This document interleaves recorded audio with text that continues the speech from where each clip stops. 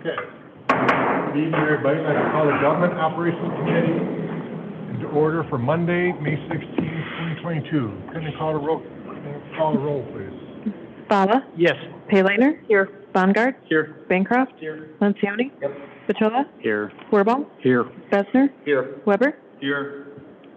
Thank you. We have two administrative items, video gaming and fuel tax. Any questions or comments on those? Administrative only. We have two items for the omnibus vote. Can I have a motion, please, for that? So moved. Moved by Besner. Second. Second by Petrella. Roll call, please. Bongard? Yes. Bancroft? Yes. Lencioni? Yes. Petrola? Yes. Wirball? Yes. Bessner? Yes. Weber? Yes. Bala? Yes. Paylaner? Yes. Thank you. Motion passes. We have item 5B, North Star Customer Information Systems and Utility Billing Software Implementation Service and Cloud Hosting Selection. This is for information only. This was discussed at the last committee meeting where we did have a vote and it did pass, but there are some questions that could not be answered that night. So we're going to have another presentation tonight. So hopefully we can, if we have any questions or comments, we can ask our people out there and we'll go from there. Good evening. Great. Thank you, Chairperson Skydis. As you say, so we're going to provide a little more detail and context regarding the utility billing software recommendation made last month at the Government Operations Committee. So that what we're going to cover tonight is the background history of the whole enterprise applications project, which will be reviewed for many of the long-term members of City Council, but likely new information for newer alderpersons. We're going to have more detail on the deficiencies of our current utility billing software application. We're going to provide an overview of the entire utility billing process from meter to payment in both our current and potential future process. And finally, I'm going to close with more of the benefits of the proposed North Star solution that was approved at Government Operations Committee last month. And one other note, although this presentation is provided by the Information Systems Department, the material cover spans the work of both the Finance and Public Works Departments. So a little history of the Enterprise Applications Project. So to back up a little bit, what are enterprise applications? And enterprise applications are those software applications that support essential business operations, like utility billing, accounting, or payroll. And they generally have a shared functionality across different city departments. And since the city's enterprise applications are either not supported anymore, such as utility billing, or will be unsupported in the future, our financial, HR, and payroll systems, the city has budgeted for replacement software, and that's our enterprise applications project.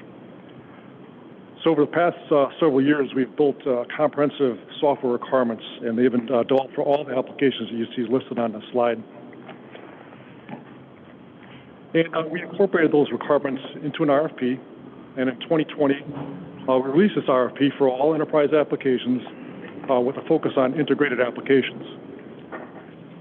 However, because of the unique utility billing requirements that the city has, especially due to having an electric utility, standalone or so-called best-of-breed utility billing software could also be proposed in response to our RFP.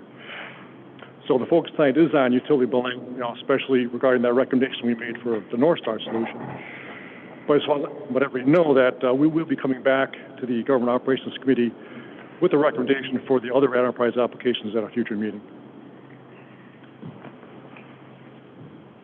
So with that, I'm going to pass the presentation over to Penny Lancourt, our Enterprise Applications Manager, to talk about some deficiencies in our current utility billing system, as well as our current and future utility billing meter to payment processes. Good evening. Thank you for the opportunity to go over the reasons for the suggested retirement of the current utility billing application, go over the meter to payment process, and also show you the proposed changes to that process.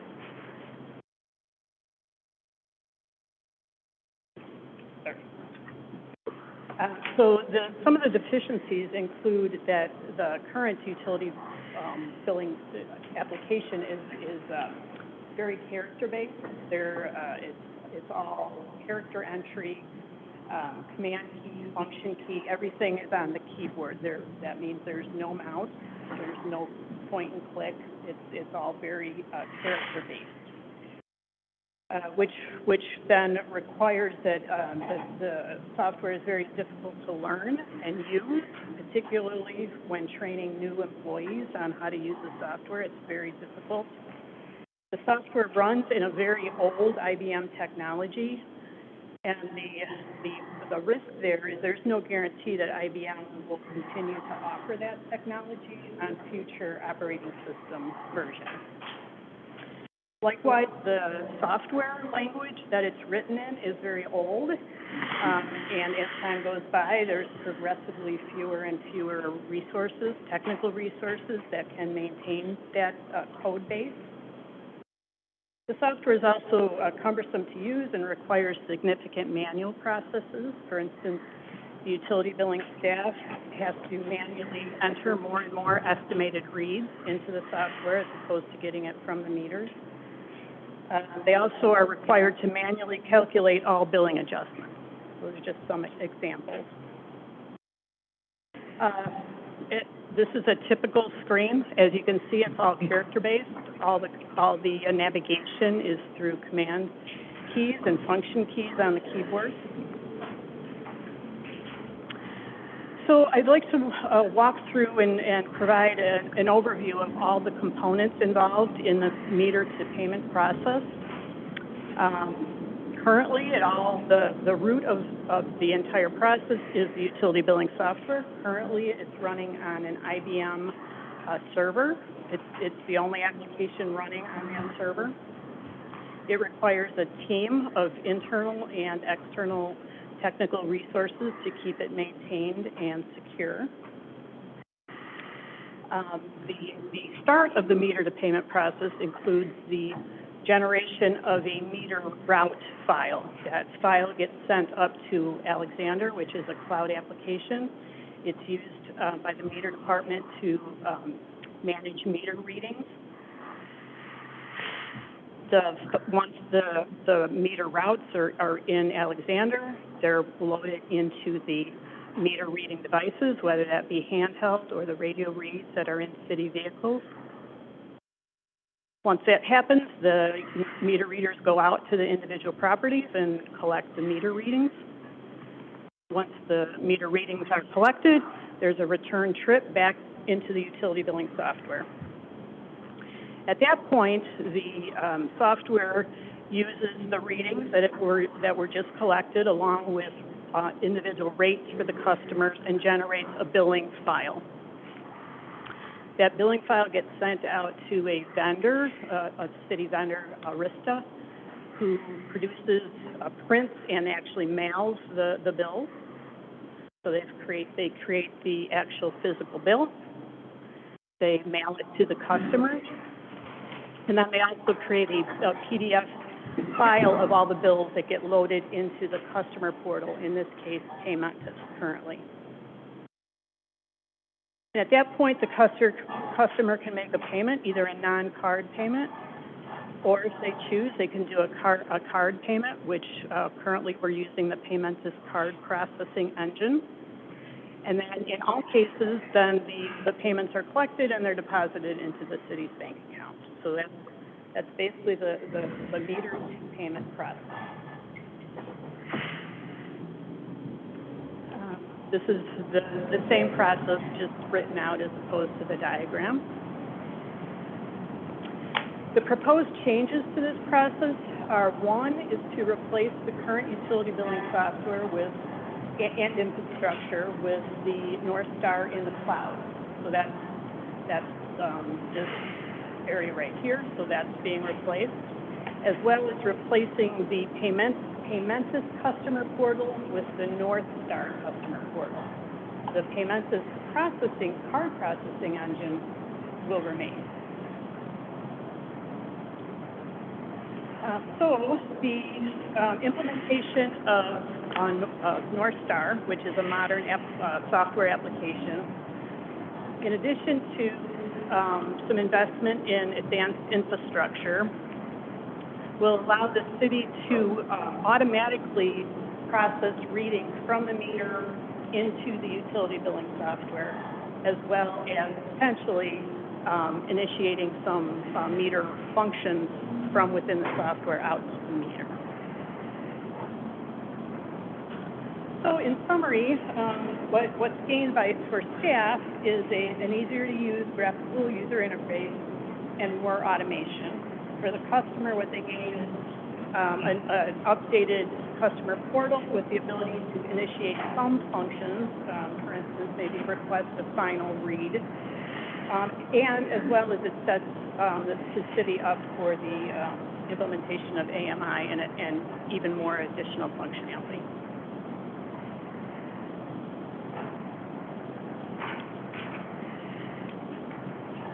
Thank you, Penny. So I just want to close with a few bullet points around the value of implementing the North Star solution that was recommended and approved last month. And there were several reasons why staff recommended the North Star solution, but I think the key one, as was just presented to you, the North Star solution is really a foundational step towards an overall change in our utility metering and payment systems, total modernization. It's a core part of that modernization. So besides that, around North Star solution itself, we have some very strong references for both their implementation and support from their current customer base. And because the North Star solution met all of our core software requirements, there's no need for any software customization. So that means the North Star solution offers us the best opportunity for a successful implementation.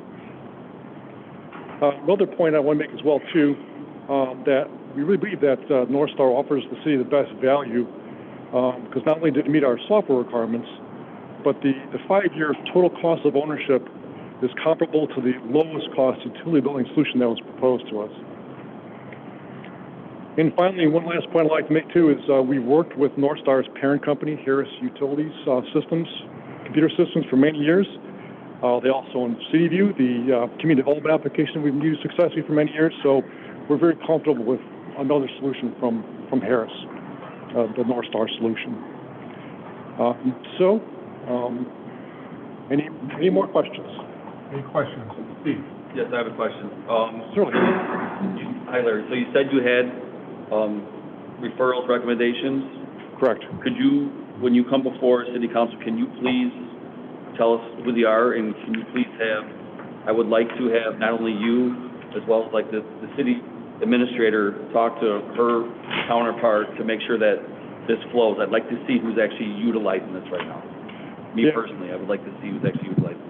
So you'd like us to, well, I don't have that information with me tonight, but you would like us to, at some point to bring detailed information about how some of the other North Star Utilities customers are using the application and some of the systems and how they're using it? Yeah, I want to make sure that it's being utilized in similar-sized communities to do what we're expecting it to do. I just want to have confirmation. Yeah. Alderperson Weber, I think that Colleen Lavery has actually reached out to several of the contacts regarding the system, and she can probably answer that question a little bit better for you. Cool. Sorry, Colleen. So we actually, the focus when we were looking at utility billing was the electric portion of the billing. Water and sewer is pretty standard. Most communities have that, offer that, and there's software out there to do that. But utility, our electric billing is so complicated. There are so many calculations that need to be done. Calculations that switch from, you go to a 3-type read to a 5-type read with different processes and different rates and all that sort of thing that we need a software out the gate that can do those calculations, not one that promises, yeah, we'll be able to do that for you. So when we were asking for references, the focus for North Star and actually the other utility billing software we were looking at was tell us who is using the electric portion of your utility billing system. So they offered us 3 different recommendations.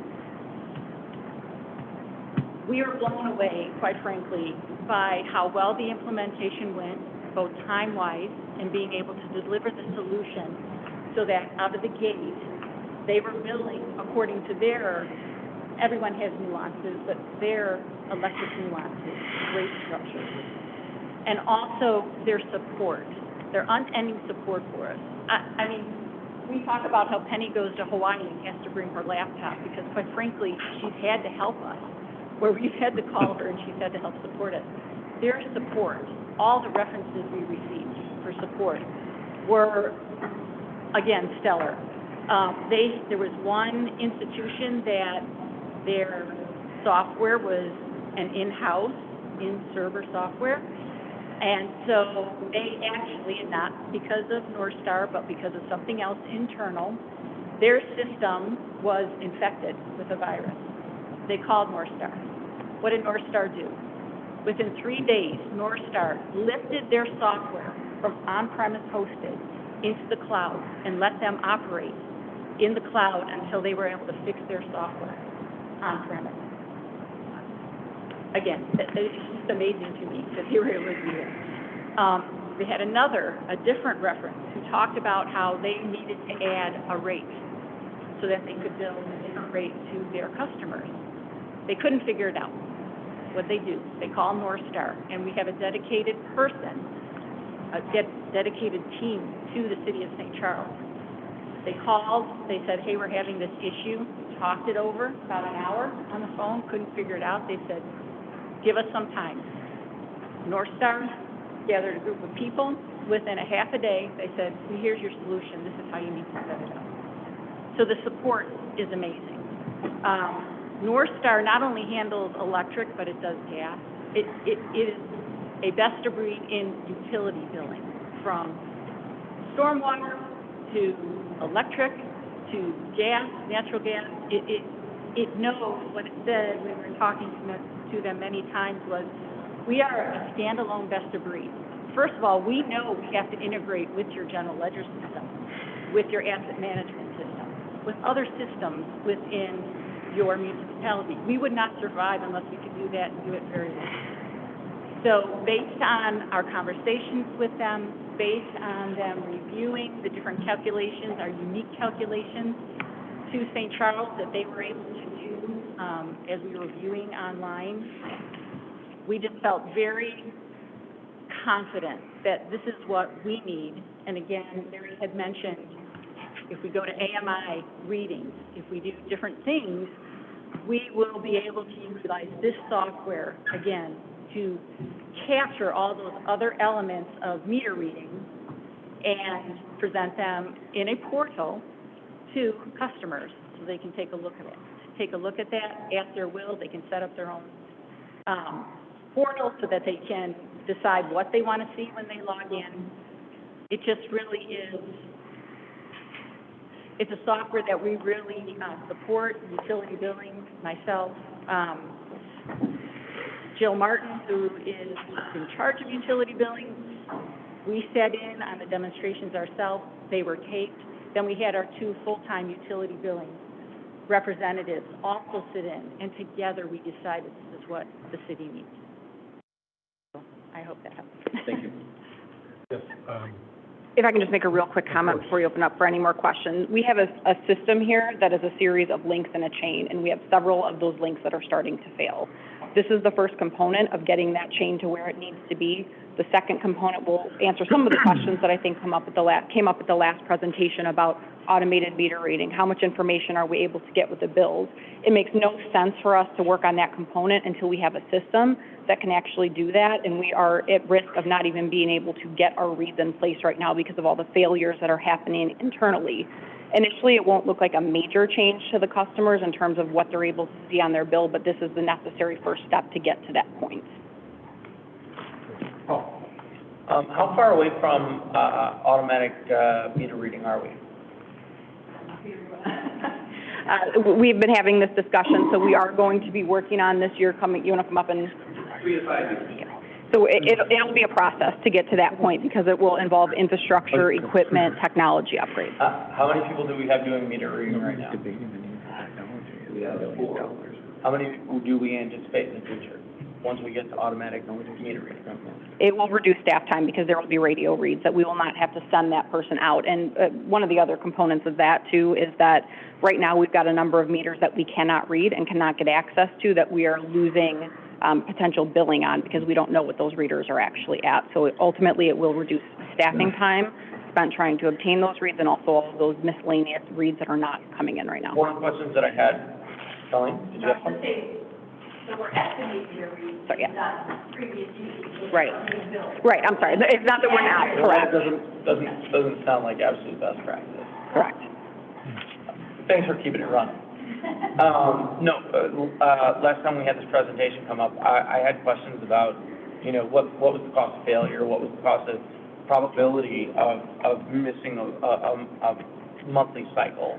And I didn't feel like I got those questions answered right, because I'm trying to get my head around, current monthly annual cost versus a forecasted annual cost, and now I have a much better concept of moving towards something that, like, I have a greater understanding of what the current costs actually are and cost savings in the future, which I'm starting to get my head around.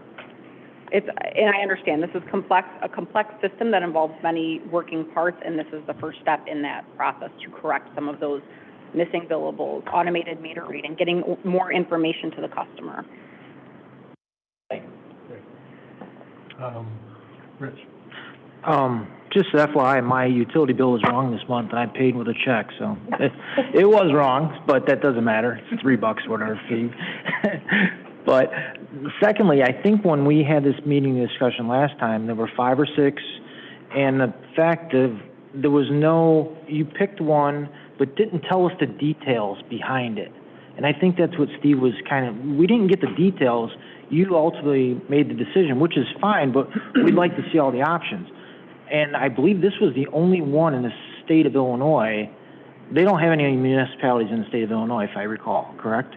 We would be the first one. Correct. And what I will say is of the selection, the people that submitted the RFP, of the 3 that we presented to you, North Star was the one that utility billing felt most confident with and the one that could actually produce the product at the time. The other company, Tyler Technologies, is in Naperville, but they are still working through the process of getting their software customized to them, and we're not able to hit the ground running and be up and running as soon as we sign that contract. So on top of the fact that North Star was capable of doing it, they've demonstrated that ability in multiple municipalities that had stellar references where we did not get the same feedback about the other options for the utility billing software. Okay. Did I capture that correctly, Colleen? So I think everybody up here is in agreement with the need to improve the system. We need the software in the back end. That's a no-brainer. I think, but we haven't talked at all about what some of my original concerns were, and I think other people share that it's almost $1 million, and we haven't spent much time diving into the real nitty-gritty of that. And I understand that only certain firms, submit proposals, et cetera, but the part that I keep being hung up on is technology is getting cheaper. Yes, it's a great tool. Software is great. It's going to fit in. It's going to be, great. Software is getting cheaper. It's $1 million. Somebody's got to walk us through line by line to understand that more closely. I'm not saying this isn't the best option. I'm not saying that this isn't, when you look at who submitted it, but for the cost, I feel like we need more information on what that looks like. Sure, we can provide that detail. I don't have it with me tonight, but we can certainly provide that detail. That was one of the points I wanted to make with the total cost of ownership. So I think one of the points that you made, Alderperson Baumgart, was the cost implementation being high. But when we looked at relative to their hosting costs, which were lower than the other ones, it actually is it's one of the best value solutions that we found across all the 6 different utility billing providers that submitted to us.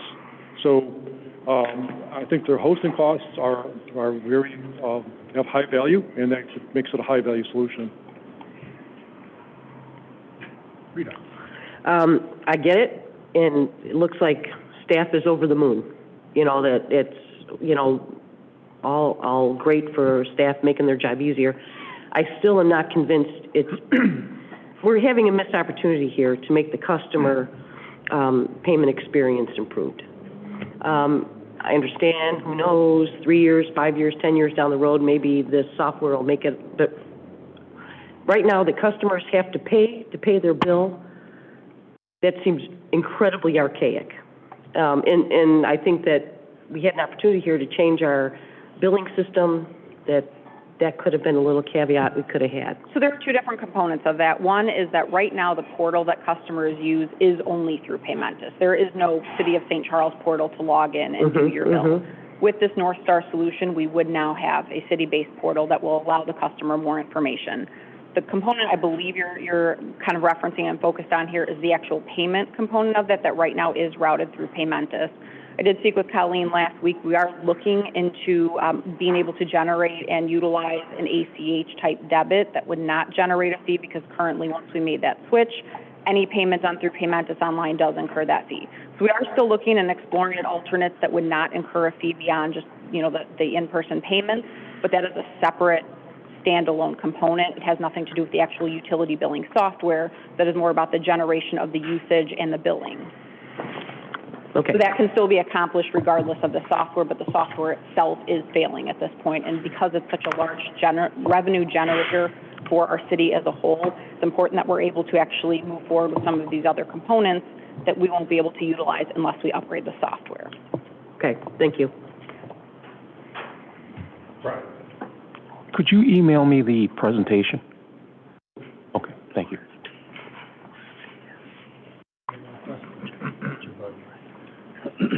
Well, I have one.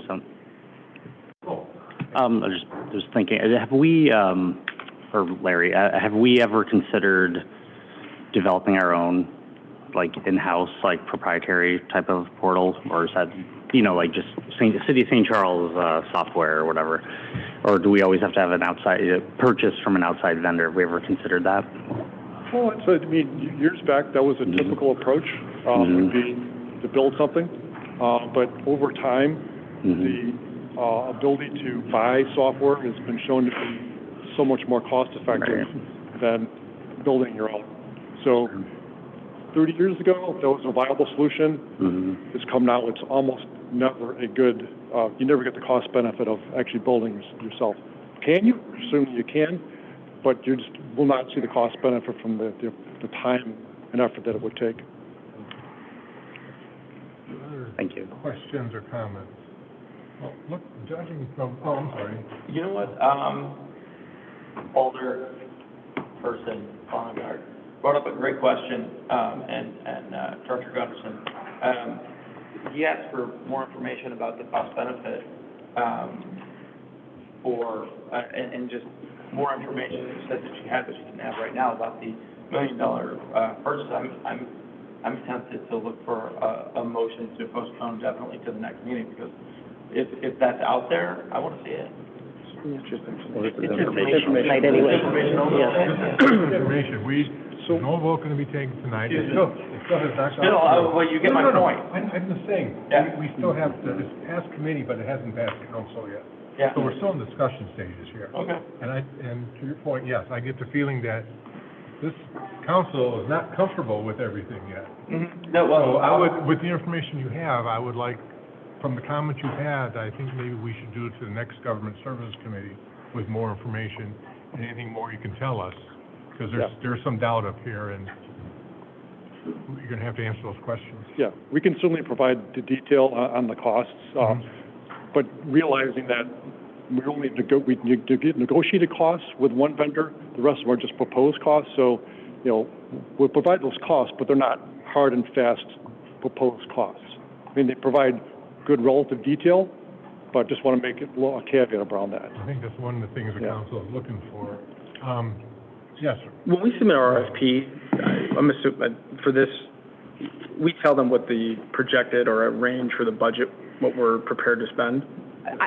So the other thing I want to caution everybody on is that when we got this RFP back, we had a couple different options. One was a best-of-breed software for utility billing. One was a comprehensive solution. So it starts to get a little bit difficult as these vendors are submitting their RFPs, comparing apples to apples, because the components of what Tyler was proposing were not the same components as North Star was proposing. They were not as comprehensive of a solution. There was a work order asset management system in place. There were a couple other things that this included that Tyler did not. So providing the line item detail, I don't know is going to be of significant benefit other than understanding what exactly the cost breakdown of that is. What we have looked at a staff level, is this comparable to what software is on the market for the items that are being provided? And from my understanding, it is in the range of the lowest cost providers for this type of software for what we're looking at. Now, we've talked with them about different add-ons we can do. We've taken away things that Tyler doesn't offer, but ultimately this software, despite the fact that it is expensive, is funding a major revenue source for us and a major stream of income for the city, and this is in line with the typical cost associated with it. How long could we run on our current system if we said no? It's $1 million. And Penny, you going to stick around for a few years? I mean, this is what we're talking, honestly, that's what we're talking about. We've got one person that can support it. I'm sorry. 20 years old. Wednesday is the 40, sorry. So So 2 years, 5 years? when I say that we are having some major failures, I know Colleen is very panicked about this because we are at a point where if one link in this chain decides to stop supporting, to stop making, to not upgrade our software, we're done. And that's where we're at. I just want to emphasize we're dealing with 40-year-old software, and we have one individual that is really managing it. So I think time is of the essence, to be quite frank with you, because I don't know how much longer they're going to keep software from the 1980s around, just the support. So I would like to continue to move along. If we need more information, so be it. But I think if we can move along, I mean, I'm not sure what we're looking for up here. What is it specifically that individuals are looking for up here? A better customer experience. Okay. Yeah. And this will provide a better customer experience, and certainly we will continue that issue that I know has come my way as well in the last few weeks is not lost on staff. I know Jill's been answering a lot of questions as well with people that are frustrated, finding them alternatives, finding different ways. This portal will allow a better customer experience as that first step. Once we get to AMI, people will be able to see more things like real-time usage, potentially. Obviously, that'll have to come before council, but have more information on their bills that isn't tied to Paymentus, which frees us up the ability to seek out other options for payments as well. Okay. And with the potential that we could still offer, if that's possible with our banking system, an ACH-type debit, allowing for that online payment without routing through Paymentus. Great, thank you. Does it long-term reduce headcount? That's the idea, is once we get to AMI and that automated meter reading, that we are now able to remote read. We don't actually have to have those people. But we're not even talking about meter reading now, because, I mean, we already got that answer. I'm saying internally, all these calculations that have to be done. I think an analysis can be done on that, but I think that that's going to still be contingent upon how many people are physically coming in to actually pay the bills. But as it's reducing that staff time for these manual calculations that are being made, that is certainly something that we're going to keep an eye on. So would this council committee like more information, or do you want to bring it to the next council meeting for a vote on asking for direction? Well, I mean, I think, Okay. I mean, at the end of the day, I think Brian's probably right. I think we've got a gun to our head, and we've got to do something about a failing software system. There is no question that, you know, a provider that, you know, is out of country and is doing how many of these in our country? How many is? We do, Larry can answer the several, but what I do want to point out is that we use this vendor for CityView currently. So we already have a contract with them for our community development software. So this isn't a brand new relationship to us. We've already have an established relationship with them, and they've been very, very good to the city, and we have not had any issues. We're actually sticking with them. We pulled community development out of this RFP because they were so happy with that software. So how many electric billing systems have they rolled out in the United States? Well, I do know they have 200 customers, but 75% of them are U.S.-based. Now, how many of those are electric utility? We can get that information, but that's their customer base, mainly in the United States. Yes. Okay, the point that I've been beating around the bush on, and I want to just make the point really clearly. For a spend like this, I guess in everything, I want really clear cost justification all the way around, because I still feel like, I mean, yeah, there's a gun to our head, but go ahead. Like, I remember at the beginning I said, what's the cost of a failure? Well, how likely is the failure? You know, and now I'm asking, like, okay, well, what's the HUD count reduction? You know, Alderperson Bancroft, thank you very much for getting on that. You know, I don't want to have to tease those things out. I mean, they're right there. But, I mean, we're talking about tax dollars. We're talking about understanding what we're voting on instead of saying, yeah, I guess we need it, fine. We absolutely do, and what I mean when I say this is in line with other costs is I don't want there to be red herring items that we present a line by line and it looks easy to pick out one thing. That's cool, that's a market-based approach, but, still then you have a great negotiating platform if we don't do this. Your next salary, but I do want it. We've hinted around and there's a lot of assumptions in the cost justification. I think it's reasonable, Absolutely. in a lot of approaches. And the other thing I do want to point out is I expect it's there, though. it feels like a gun to the head right now, but this process did start in 2020 because we knew that there was an issue. So the RFP process, the committee selection, rolling this out has been ongoing, and I think there were some snags because of COVID and some delays. But the process did start a couple years ago for this reason, knowing that we were getting to a point that we've got one person that supports it. We've got a vendor that may stop upgrading it. We have a software company or a tech company that may stop making the hardware components of it. So we've got a lot of things that are going on right now that contribute to the need. Totally reasonable. Thank you. Sorry, Ron, one more question. I want comfort that what we're doing is going to, software's, we all deal with software in our business, most of us do anyway. So the reason we're all very skeptical, we're asking questions, because we know what a message can create too if not vetted correctly. So that's why, I would love to see actual references of municipalities that they're doing this in, like actually see them. And I'm happy to provide a list of those names and the references. Like I said, Colleen, I know, spent a lot of time talking with each of them, seeing sample bills, asking how that implementation process works. And that is truly valuable, so I appreciate you asking the question because that really is going to tell how this rollout would go for us and how responsive the company is after that implementation to make sure we are getting that good product that's reliable and worth our money for the city. Okay, so just sensing that we want more information, So what I would request, only because this did receive a positive recommendation from the committee at the last presentation, is I can provide that financial breakdown as well as a list of references in the packet, as long as council feels comfortable receiving that information in an update this week, and then we can move forward with the approval at the next city council meeting. Is the council okay putting on the next council meeting? I think they don't have the most information. It was already approved, so we do not need a second vote tonight. I'm happy to provide that information. We do have 2 off weeks because of government services being brought forward to tonight, as well as the Memorial Day 5th holiday, or 5th Monday this month. So there's a couple weeks to digest that information, and I can answer any questions in that interim, and then bring the presentation for formal approval at City Council in June. For the first meeting in June, right? Correct.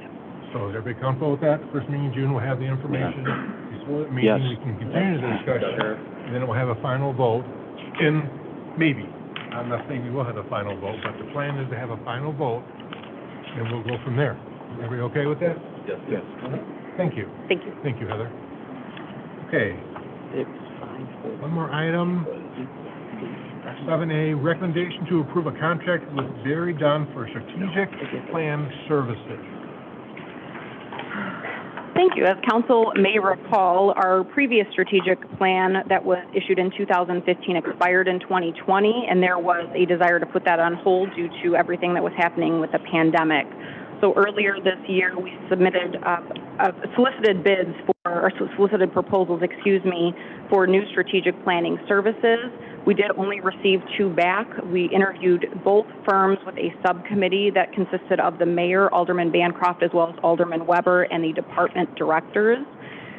With the 2 interviews that we conducted, the unanimous recommendation of that committee was to move forward with Barry Dunn for strategic planning services.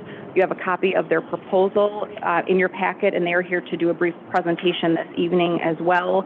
What I do want to emphasize with this firm and why the committee felt comfortable with this firm was their local government presence with their staffing, specifically Shannon Flowers, who's here this evening from Barry Dunn, was a finance director in local government for several years before she joined the firm, and they had a strong focus on both implementation and specified goals in their plan that saw us through to the end rather than just handing us some information. So with that, I will turn it over to Shannon here to do a brief presentation, and then we can answer any questions this evening. Good evening. Good evening. How is everyone tonight? It's nice to be here with all of you. Just have a brief presentation for everyone. Since you have that proposal with you, I'm not going to bore you with all of the details. You'll hopefully be seeing a lot of myself and my colleagues in the coming months as we go through the strategic plan. To begin, this is a team that you'll really be working with. Seth Hedstrom is the project principal and really has oversight over the entire project. If you find that you have any problems or issues with myself or anyone else on the team, Seth would be the one that would reach out to. So he'll kind of have that broad oversight role. I'm Shannon. I'm going to be the project manager. If I may interrupt, can I have your name and address for the record, please? And closer to the mic, please. Oh, Thank yep, you. Yeah. absolutely. All right. I always hear myself so loud in my head. Apologize. Yeah. Shannon Flowers. Okay. Yep. And name and address for the record. I'm out of Denver, Colorado. Okay. Okay. Thank you. Yeah. I'm the project manager and co-facilitator for the project. And as Heather mentioned, I was a finance director for a little over 10 years for local government in Colorado, just in the mountains west of Colorado. I also worked for the state health department as was their chief fiscal and procurement officer for their disease control division, and worked for their government office of information technology. Really looked at costing out and implementing systems across all of our state agencies. So that finance director experience, why I really am very excited to be here with you all, is that implementation aspect of strategic planning and really making sure that as you put a plan together, it resonates with the elected officials, with staff, the directors, and the community, so that there's a lot of buy-in and you have a way to really move that plan forward and then measure it once you get it adopted.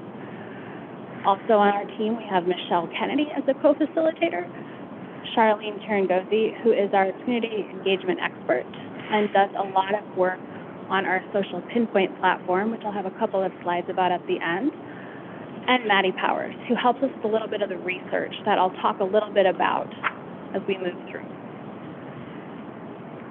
So this is just a broad overview of the firm. And really the thing I'd like to get across on this is that we have been serving the public sector for 36 years.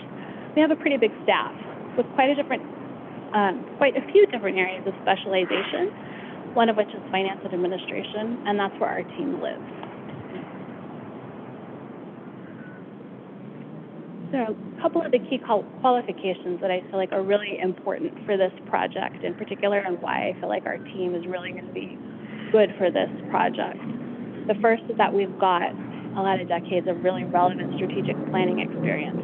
We've done this a lot. We've really fine-tuned that process and that craft, and feel like we really are pretty good at putting together those actionable plans and then helping organizations implement them.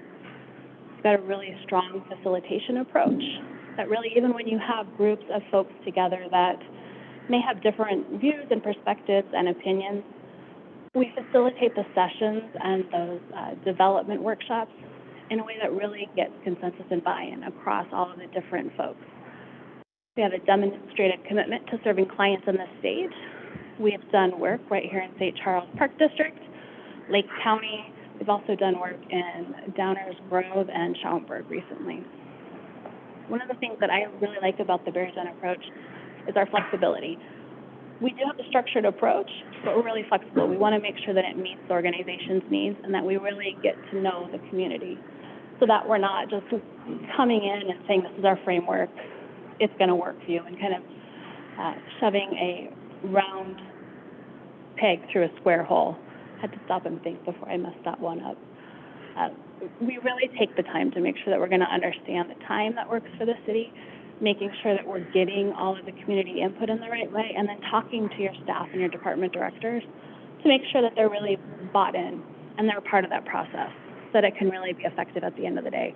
That's part of the thing that I really love so much about getting in and doing the work, is connecting those dots for everyone.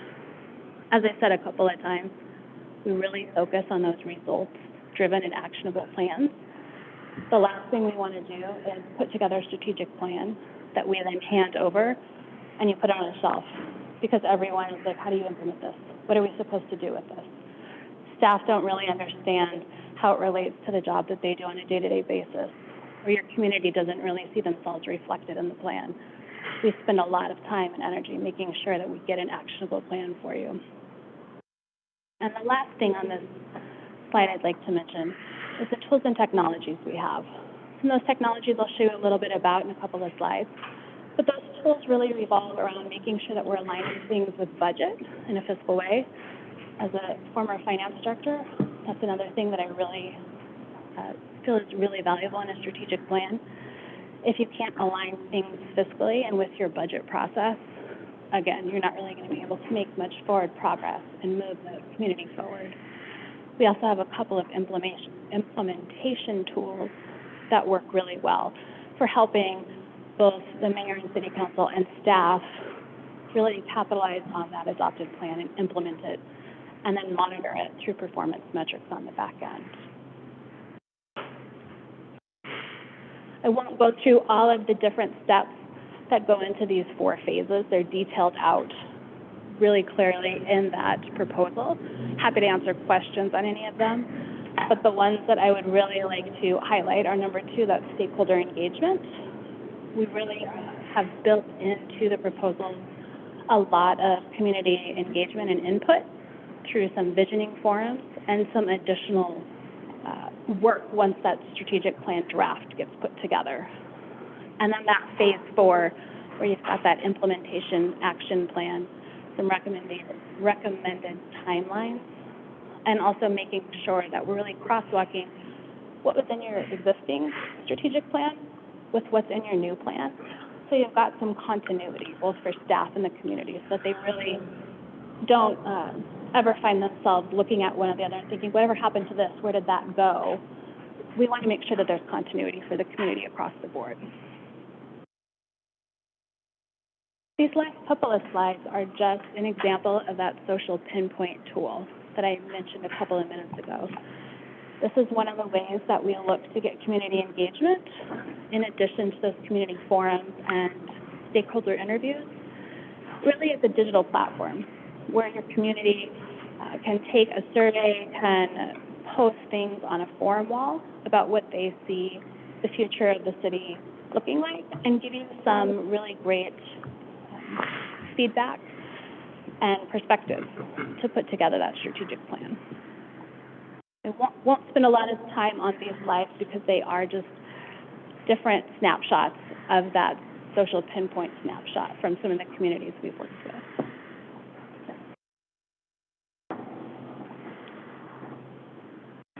And with that, I feel like I raced through that, but since you all have the proposal in front of you, I just wanted to see if anyone had questions or any comments. Questions or comments from the committee? Yes, Rita. 2 things. For you, the question is, what's the timing on this? We plan to have this done for you by October 31st. That was one of the requests. Okay. And we can certainly accommodate that. Okay. As soon as we get through that contract phase, we would be ready to hit the ground running, and I would start coordinating with staff right away. Okay. And secondly, probably more question for Heather, is budget amount is $50,000. What was that based on? That was based on our prior strategic plan and the cost of that, figuring there would be some inflation on that, but we sort of ballparked it, and we've got some flexibility with where we can pull contractual services out of. Okay. Thank you. Any other questions? Yes, Ed. Why do you think your company was approximately 30% lower in cost? And I'm just asking out of curiosity, and you know what you're providing. I'm assuming you're a solid company by all means. Yeah. I was just curious why there was such a discrepancy in the cost. That is a great question. I would imagine that I think what varies on the way that we put our proposals together, and particularly with strategic planning, we've really settled on, particularly among the team presented, a pretty good process and framework. We know where we need to dedicate a lot of time and attention and hours, and also where we can pull from templates and some of that framework to be adapted. So I think we've just really put together a good formula for how we can get really effective plans done without blowing a budget. Thank you. Yeah. Any other questions? Questions from the audience or anything? So can I have a motion? Motion by Steve. Second. Second by Dave. Roll call, please. Songard? Yes. Bancroft? Yes. Lencioni? Petrola? Yes. Wirball? Yes. Besner? Yes. Weber? Yes. Bala? Yes. Payleitner? Yes. Thank you. Motion passes. Okay, now, let's see, any public comments? Any additional items from the mayor, council, committee, or staff? Okay, seeing none, can I have a motion to adjourn? Second. Moved by Paul, seconded by Brian. Roll call, please. Bongard? Yes. Bancroft? Yes. Montioni? Yes. Petrella? Yes. Wirball? Yes. Besner? Yes. Weber? Yes. Fowler? Yes. Pay Lightner? Yes. Thank you. This meeting is adjourned.